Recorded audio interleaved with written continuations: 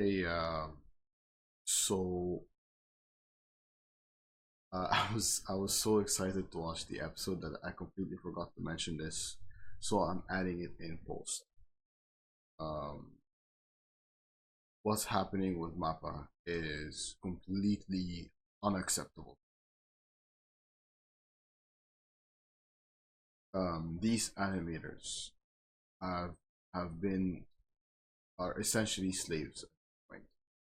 Um, there was this one animator. He's been working with Mappa for a very long time, and he made a tweet saying, "Throw your company card in the trash when you leave the building."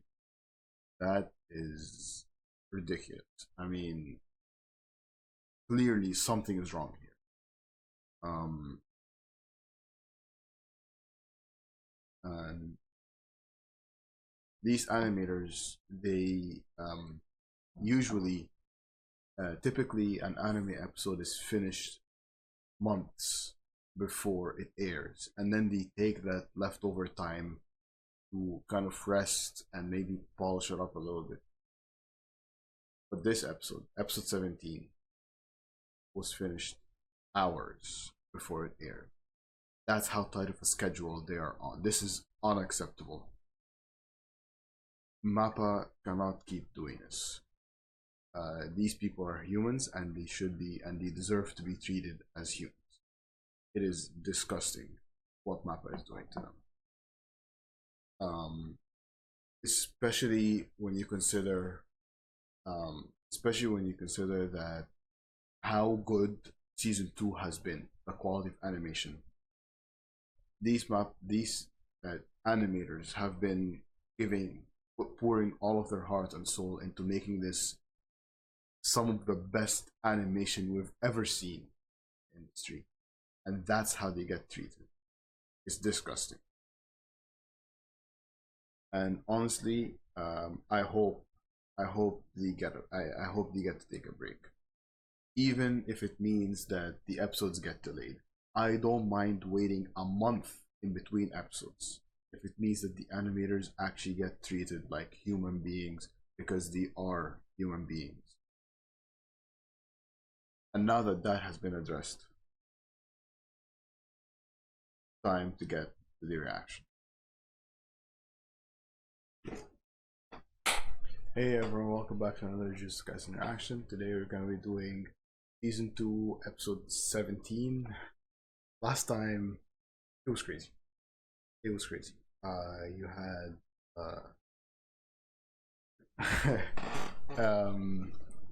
Toji absolutely, he's disciplining Megumi. But then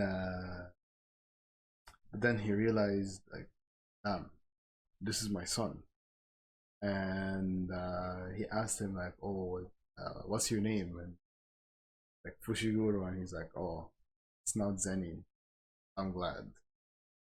And stabbed himself, which is pretty, I mean, sad and happy at the same time. Sad that Megumi doesn't even get to know that was his dad, and happy because Toji got exactly what he wanted. Megumi didn't become part of the Zenin clan. And then Panda and this other guy, I don't know his name, they're they encountered some of Ghetto's followers, and then Sukuna was fighting Jogo, absolutely wiping the floor with Jogo. And then Jogo had to resort to his meteor, and then Sukuna, being the asshole he is, wants to mess with people, so he just goes to when Panda and the other guy tried to run away, and Sukuna just shows up. He's like, "Nah, nah, nah, you're not moving until I say so." And then he had to like just until until the meteor was just about to hit, and then Sukuna was like, "Now," and then he dipped, and we have no idea if he actually survived, if they got away in time or not. Gujuna. Who is Gujuna? Sukuna was obviously unscathed. Um, and then he told Jogo, is like, because you entertain me, I'll beat you with your own weapon. And then he uses fire against him, which is like, how is Sukuna using fire? Does Sukuna somehow have the ability to use every curse technique? Is my guess, which is kind of crazy if he's able to do that. Which, if that's the case, can he use Limitless, or is Limitless like a unique thing Sukuna can't access? I don't know. And yeah, he followed Jogo into the afterlife and gave him a nice compliment. He's like, you're strong, which is actually like crazy when you compare it to when Gojo called him weak, because it's like, well, how come Gojo's calling him weak, Sukuna's calling him strong? I found that nice. I didn't expect Sukuna to be also. Oh yeah, and then when Sukuna, and then this girl was like bowing to Sukuna, she's like, it's been a long time. And then Sukuna's like, oh, Urami, like, yeah, like they're best buds or something. And I didn't think Sukuna had any friends really, so I was shocked at that. And then blonde hair piece of shit guy attacked Megumi, and then some massive creature attacked blonde hair guy. And yeah, so let's get right in. That was a long intro, but let's get right in.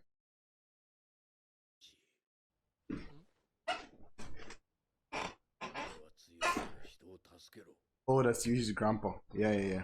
From the first episode. And then Sukuna. My attention. Only 2 demon dogs are granted to the user at first. Aren't granted to the user until they finish subjugating them. Okay, yeah. So I'm guessing the big, based on what Megumi said, that massive creature that attacked this guy is one of the Shikigami that Megumi can't control just yet. Now that I think about it, how many Shikigami does he control? So he controls the dogs. The dogs is one. I forgot what the dogs are called. And then he controls Ganisha, the elephant, Nue, the bird, the rabbits. I don't know what the rabbits are called, the fleeing hares or whatever. And then the frogs. Again, I don't remember what the frogs are called. And I think that's all the ones we've seen him use, so 5. That means there's 5 more Shikigami that he hasn't learned to control yet. Is he talking about like that, like the ultimate Shikigami? He's saying that. Oh, holy. Okay, wait. What is Megami doing? He chose to summon a Shikigami that not a single sorcerer has been able to control. This one has to be insane. Whatever this Shikigami is has got to be insane if not a single sorcerer has been able to control it. I wonder what it is. Because so far, all the Shikigami have been in the shape of animals, right? Dogs, rabbit, bird, dogs, rabbits, bird, elephant, frogs. I wonder what this one is. Maybe a human Shikigami? Like one, based on the fact that it was on 2 legs, I'm guessing it's gonna be like a human-shaped Shikigami. Didn't they say that Gojo is the only person in history to have both the 6 eyes and the Limitless? But now Gojo's saying that someone else had that combination too. Interesting.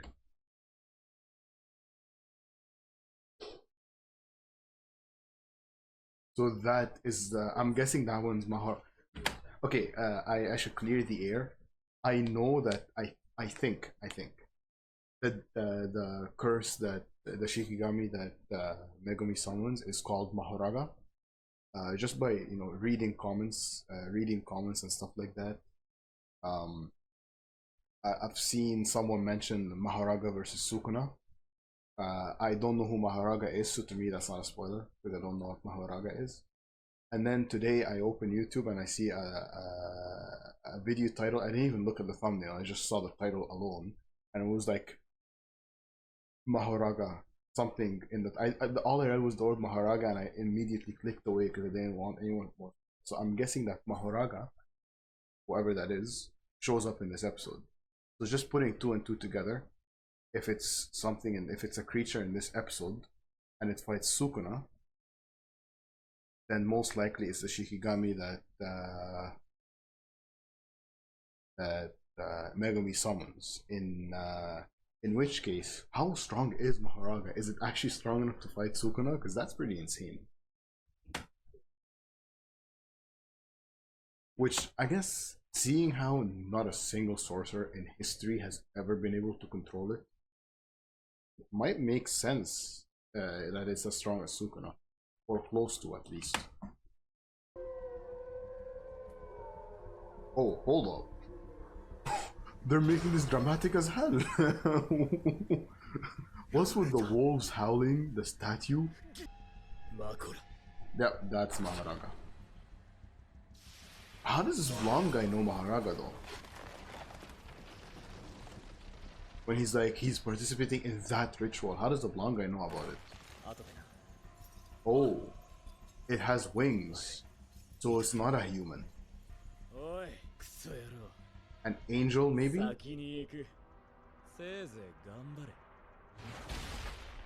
Oh. Oh! What did it just do to Megumi? I'm guessing it's an angel. If it has like a human form with wings, then it's maybe an angel or a devil. No, it has a halo, so it's an angel.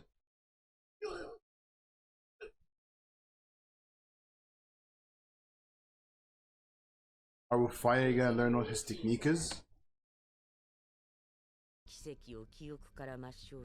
Huh? Huh?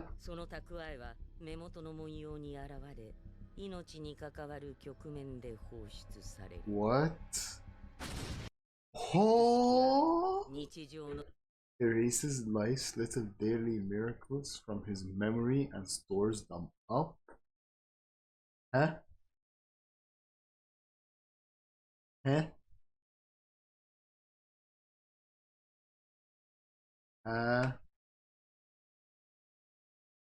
Whatever. I don't have to understand it. Let's talk about the market in his eyes. Yeah. When he's faced with the threat to his life, one miracle is released. But what are the miracles? Where did he come from? How does he store them in the first place? Huh? I have the same reaction.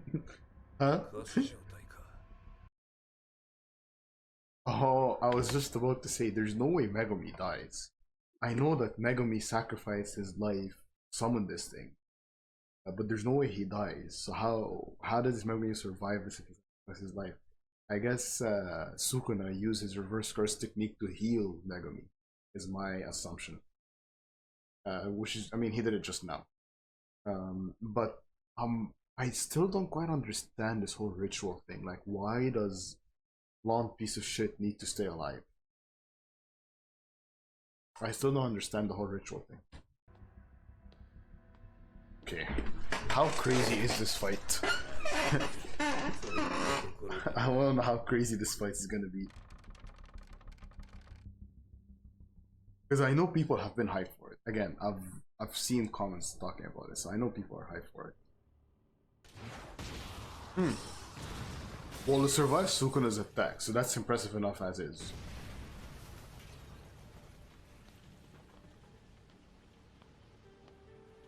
He's just drinking.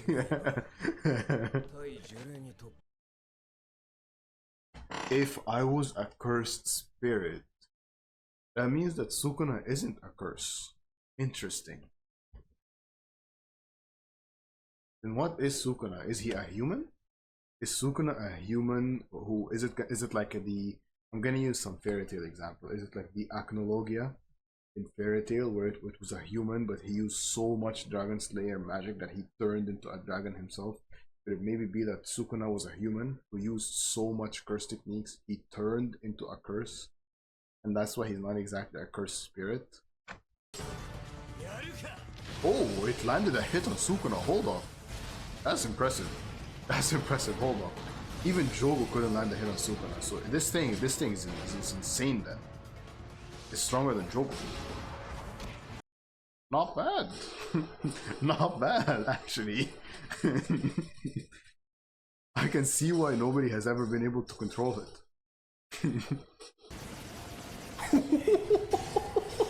It's just machine gunning the cars at him.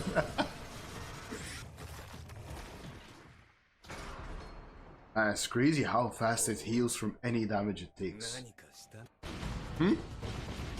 Why are the buildings just flying? Oh my. What is happening in this fight?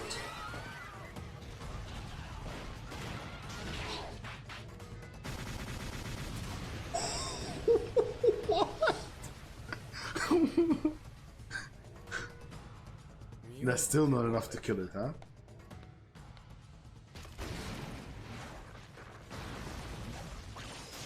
What the hell? Huh? A mouth from his throat? The halo. Okay, the music.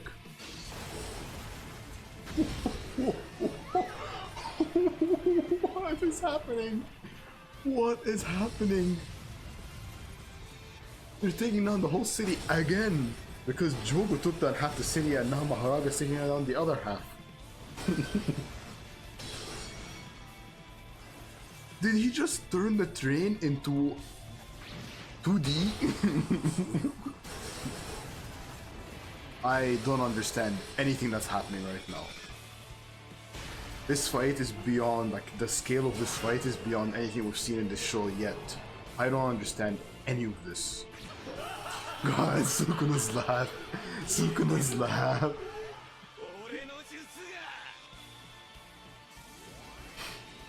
Whoa.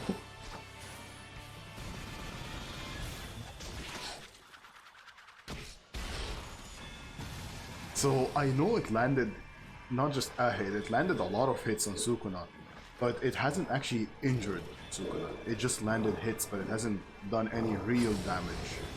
I'm curious to see if it can do any damage to him. This is just chaos. This is just chaos. Where even is Maharaga now? So, seeing how Megami's technique, the Ten Shadows technique, seems to be like some kind of ancient hereditary technique. Could it be that the reason Sukuna got so excited when Megami used it is that Sukuna recognized the Ten Shadows technique and knows how strong it can be?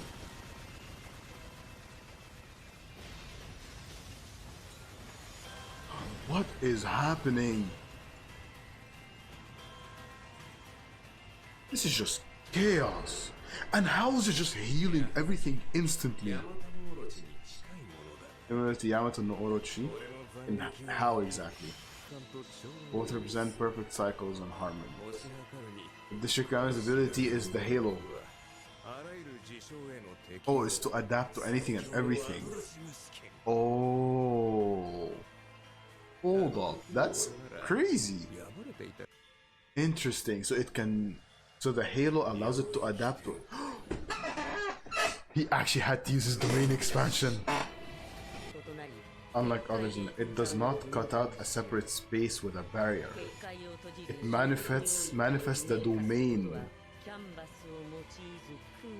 What? It doesn't just create. It doesn't like create like a small dome with the domain inside it. He literally manifests the domain into the real world. 200-meter radius? That's all of Shibuya. And Maharaga is just evaporated. How's it gonna adapt? How's it gonna adapt to it getting evaporated? Or like, is that... Oh right, a cosplay. I was like, wait, why is there angels now? They're not angels, that's just cosplay. I forgot. So Sukuna is just gonna take down the entire city in one attack to try to kill Maharaga. Because that's the only way to kill it. Lava? Wait, why is things melting now? Where did the fire come from? Or the heat? Oh, that's the technique he used against Jogo. When did he switch to fire? He was just using the slicing technique, like cleave and dismantle just now, and then out of nowhere he's using fire? That suddenly? And Yuji.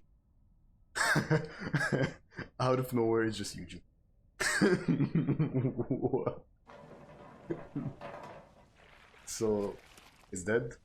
Maharaga's dead. But now it's just Yuji. It's not Sukuna anymore. Oh no, it is Sukuna. What? Was that an animation? Was this an animation error? Why is it showing Yuji here? But then Sukuna in the next frame. It was Yuji and then after this, it's Sukuna again. Is that an animation error or was that supposed to happen? No, you're not. You're gonna die now. Literally gonna get your head blown off. Yep. So he's officially dead now. Thank you. Thank you, Sukuna. Yeah, that was Sukuna. Yeah, Sukuna dropped him off to get healed because Sukuna doesn't want him to die. So now Yuji's just like, what the hell? turned Shibuya into a wasteland. Oh, okay. I don't know why they put that frame earlier, but I get it now. Oh, all of like the... I get it. Everything he saw, everything that Sukuna did, Yuji saw because they share a body, obviously. So Yuji saw everything Sukuna did, and now we're seeing Yuji's reaction to the whole thing.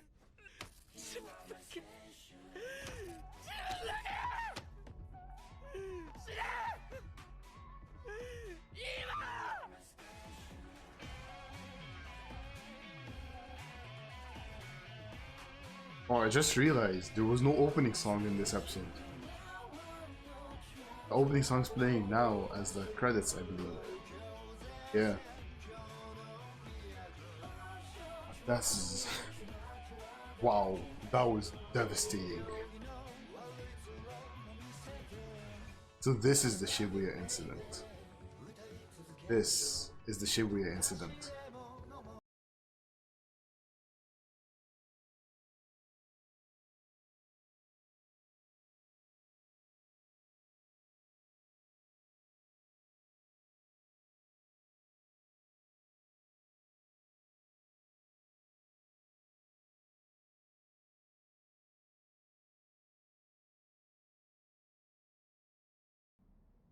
I feel so bad for Yuji.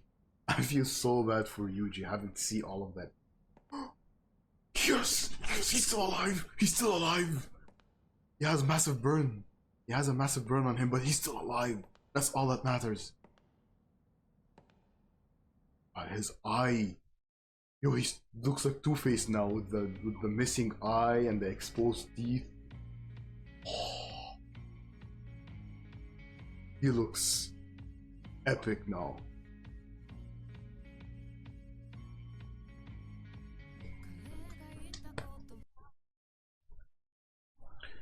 Okay, wow, phenomenal episode.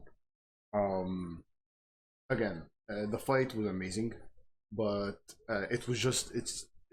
I'm not saying the fight was bad. The fight was amazing. It's just that the whole scale of everything. This was way past anything we've ever seen in this show, in terms of scale. How powerful Maharaga was, and the kind of stuff that Sukuna had to resort to in order to kill it, wiping out literally all of Shibuya, turning it into a wasteland. It's just the scale was so massive. I couldn't understand what's happening. I couldn't wrap my head around it. That just broke my brain. Okay. Yeah. Like he's talking about how it was using reverse curse technique, which would have immediately killed a curse, which I don't understand exactly how that works. And then out of nowhere, he's like cursed energy, and he's like shocked. There's cursed energy, and he's like, you bastard. And then he notices the thing spinning, and he's like, oh, it can adapt to anything and everything. And then he does like domain expansion, and then he does like cleave, shrine, whatever, cleave, dismantle, and then like he burns it, and then like I didn't understand. I didn't understand any of what happened. But even if I didn't understand it, I think that was still a great fight. It was at least great to look at, and it kind of gives us a glimpse of what the real like end game of the show is like in terms of power level. And yeah, not much else to say. I mean, I've already said that Yuji seeing what happened, that was terrible. Okay, especially seeing it all in first person, knowing that his body, he wasn't in control of himself, but it was his body that did all of this, killed all of these people, destroyed, essentially turned Shibuya into a wasteland. And Yuji, he seems like, he's a completely different person now. Yuji seems like he's just a completely different person now. Um, After that, and then Nanami's still alive. Okay? Not much else to say. I mean, just a phenomenal episode. Yeah, that's gonna be it for today. Take care.